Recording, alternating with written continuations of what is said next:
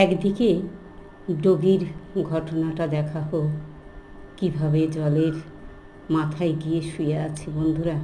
একটার পর একটা চিত্র। জলটা বেয়ে গেছে, ঠান্ডা বলে ও একটু শুয়ে আছে। দেখলেও কষ্ট হয় না সত্যি। প্রকৃতির এই খেলা করে এত বৈচিত্র্যময় খেলা আর পারি না দেখতে। এই তো ফ্রিজ থেকে জলটা গড়িয়ে গেছে ঠান্ডায়, ও একটু শুয়ে আছে। এই গরমে এক ফোঁটা জল, যার এক নাম প্রাণ, তাকে পাওয়া বড় দুষ্কর।